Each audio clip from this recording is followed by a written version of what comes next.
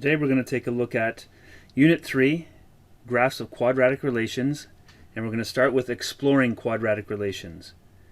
First of all, we have to know that a quadratic will look something like this. Y equals ax squared plus bx plus c. And if it's in this form, we call it standard form. The a, b, and c of this quadratic are what we call coefficients and constants. So we have two coefficients, a in front of the x squared, b in front of the x, and a constant, c. An example of a quadratic relation in standard form is y equals negative 5x squared plus 20x plus 1. And we can see its graph shown right here. The shape of this graph is called a parabola, and there's two ways you will see it, either open down or open up. Today we're going to take a look at how changing the coefficients a and b and constant c in this equation affects the graph of a quadratic relation.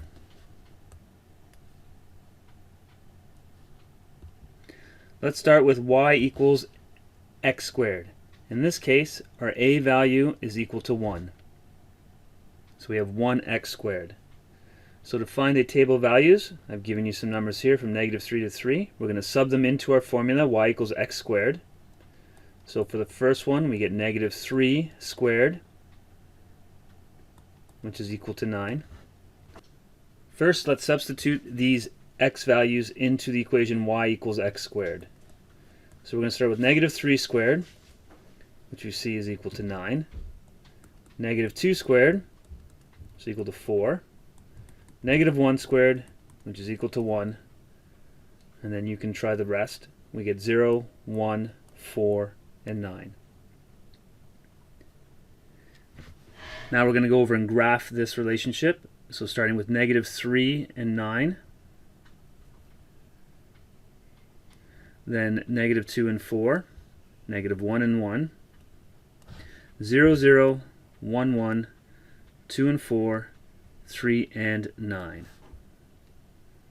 Let's connect this with a curve.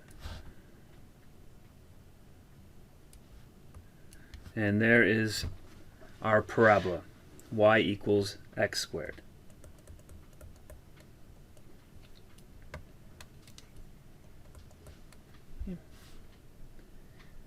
The second thing we're going to look at are what are called the first and second differences, or the rate of change. So in this case, we're going to take a look at the delta y to start. So remember, we're going to subtract the number right beside this cell minus the number above, and we get a rate of change of negative 5. Continuing from there, we have 1 minus 4, which gives us negative 3.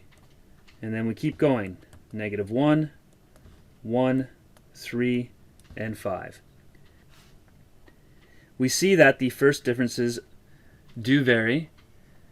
And if you recall from last year in grade 9, we noticed that the first differences for a linear equation stays the same. So right now for a quadratic, we notice the first differences are different or vary. Let's take a look at the second differences, which is the rate of change of the rate of change. So it's negative 3 minus negative 5. So that's going to give us 2.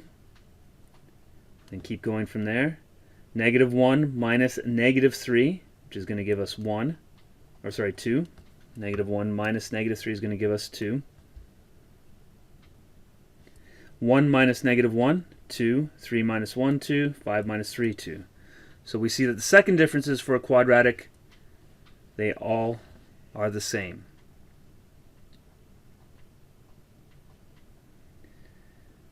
So below here, we have the graph we just did, y equals x squared. That one has a value equal to 1. Then I've also graphed here y equals 5x squared. That has an a value equal to 5. Y equals 2x squared, so that means the a value is 2. And the last one, a value of 1/2 is y equals 1/2 x squared. So describe how the parabolas are similar, the four that you see here, and how are they different. So let's start with how are they similar. So first of all, we see all the parabolas open up. So they look something like this. The difference between these parabolas, and in math we talk about the difference vertically, we see that these are all vertical stretch and compressions of each other. So all the parabolas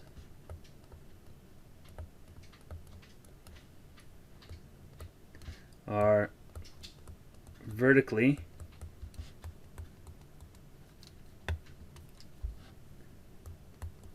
stretched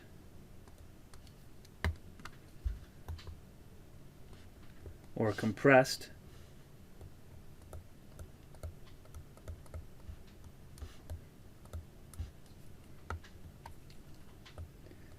compared to each other.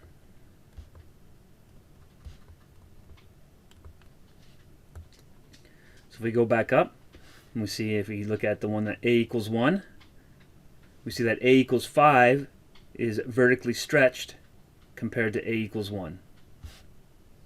Okay. So all the parabolas are vertically stretched or compressed compared to each other. All right. So those are all positive a values. Let's take a look at now negative a values. So we're going to start off with the graph y equals negative 2x squared. So we're going to sub in negative 2. We're going to sub in, negative 3 into the negative 2x squared. And what we get is negative 2 times 9, order of operations. Negative 3 squared is 9, which gives us negative 18 for our first y value. Then we're going to sub in negative 2, and that gives us negative 2 times negative 2 squared, which is negative 2 times 4, which gives us negative 8. Continuing on, negative 2 times negative 1 squared is negative 2 times 1, which gives us negative 2. And then continuing from there, you can try these yourself. You get the following numbers. So let's look at graphing that. So negative 3, we have to go down to negative 18, which is not on our chart, so we're not going to plot that. But negative 2 does fit, so let's put in negative 2 and negative 8. And then we have negative 1 and negative 2, 0, 0, 1 and negative 2, and then 2 and negative 8. Let's sketch that parabola. So notice this time. So we notice this time we have a parabola that opens downwards. Let's take a look at the first and second differences. Starting with the first differences. That's negative 8 minus negative 18. So we go across and subtract the number above. That gives us 10. Again, negative 2 minus negative 8. That gives us 6. 0 minus negative 2. That gives us 2. Then we get negative 2, negative 6, and negative 10. Again, the first differences vary, so we know this is not a linear expression. So let's look at the second differences. 6 minus 10, negative 4. 2 minus 6, negative 4. Negative 2 minus 2, negative 4, negative 4, and negative 4. Again, we see the second differences are all the same, so this is what tells us we have a quadratic relation.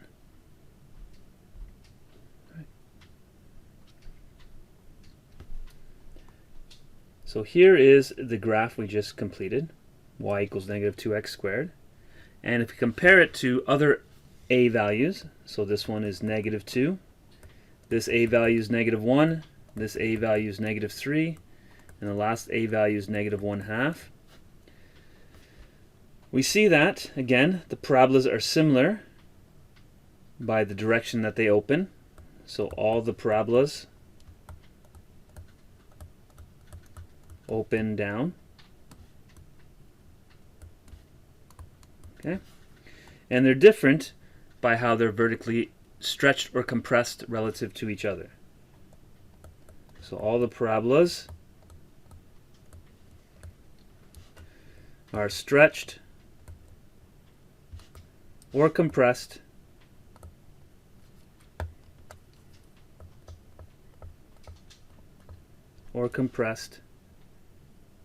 vertically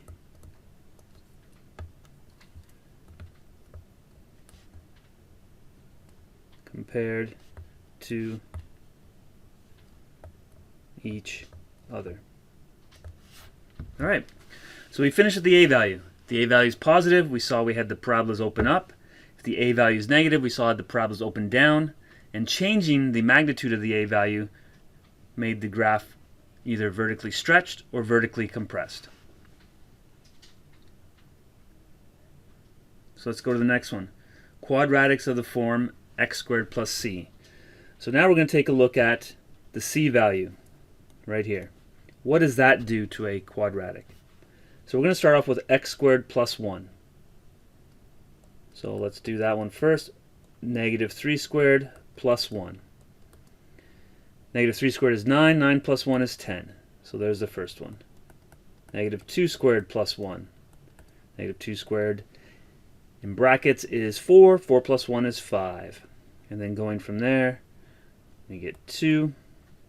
We get 1, 2, 5, and 10. So try that yourself and see if you can get those numbers.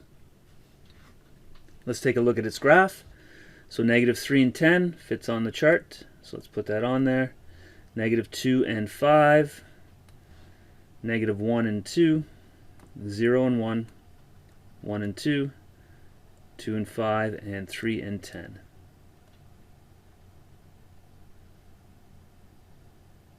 So there is our parabola with a c value of 1.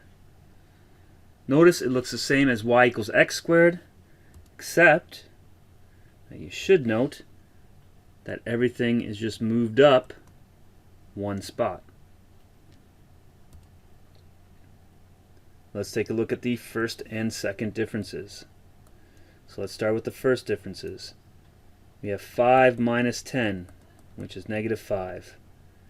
And then try the rest. Negative 3, negative 1, 1, 3, and 5.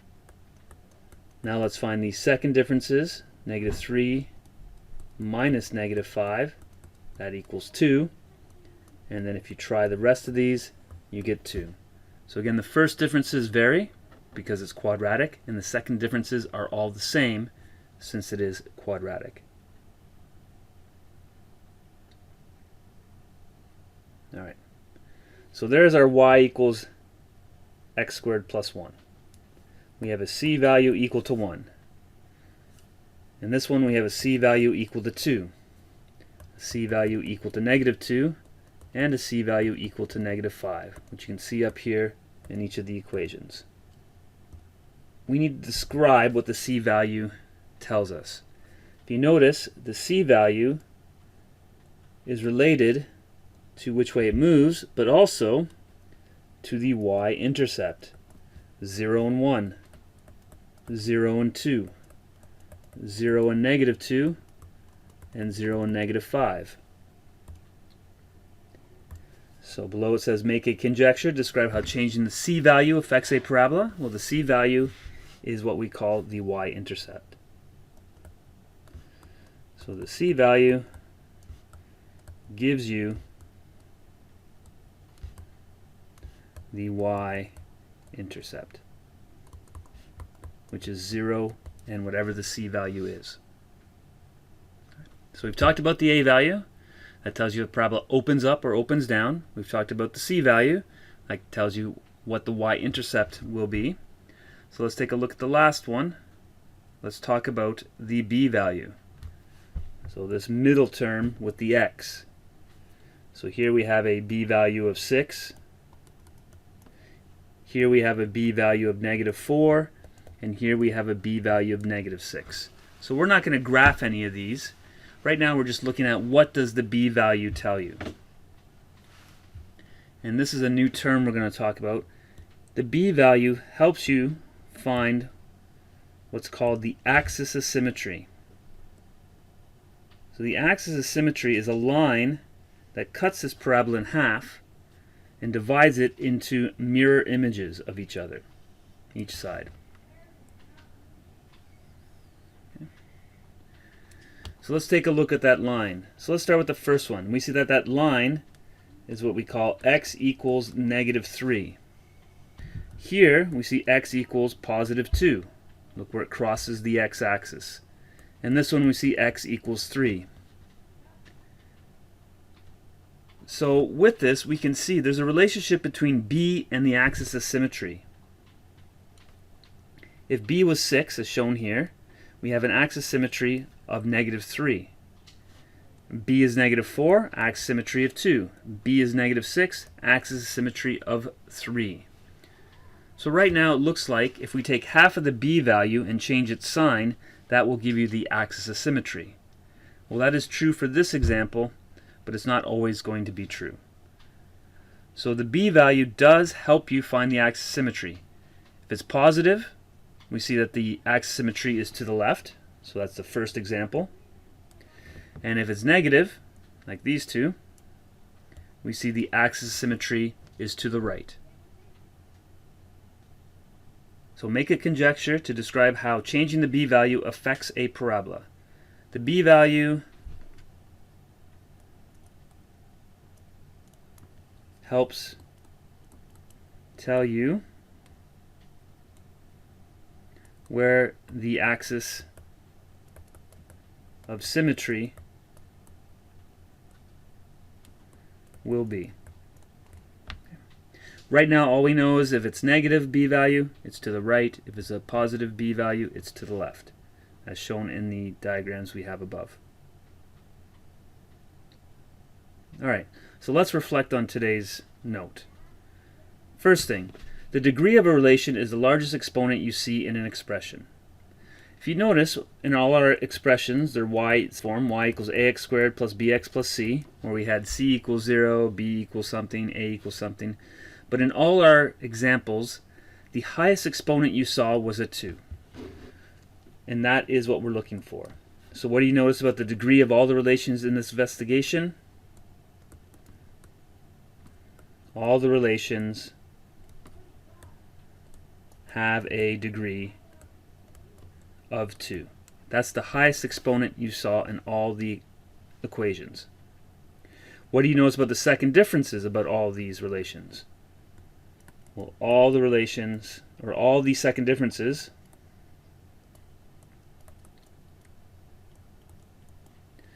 were constant. And we can be more specific. If the a value was negative, the second differences were negative and constant. If the a values were positive, the second differences were positive and constant. Alright, so let's explain the last part. Explain how the value of a relates to the graph of the parabola. Well, right now, it tells you if it opens up, that's when a is positive, or opens down, a is negative.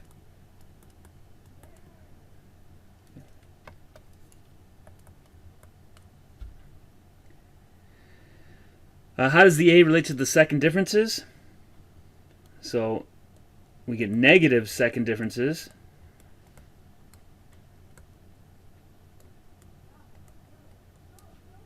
if a is negative,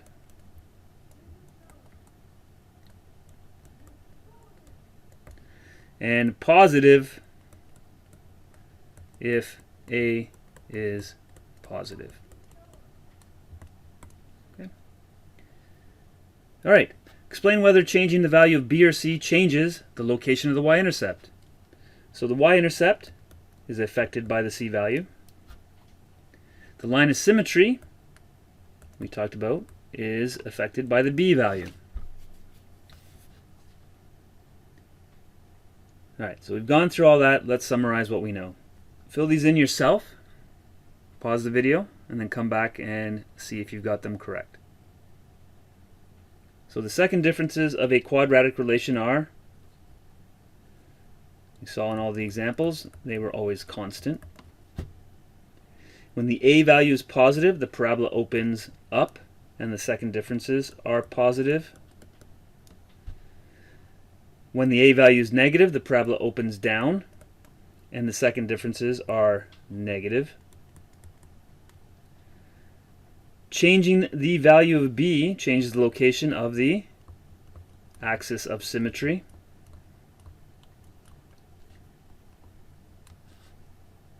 And the constant c is the value of the y-intercept. The constant c is the value of the y-intercept of the parabola. So we're done for today. Try those questions shown there. And if you have any questions, please let us know. Thank you.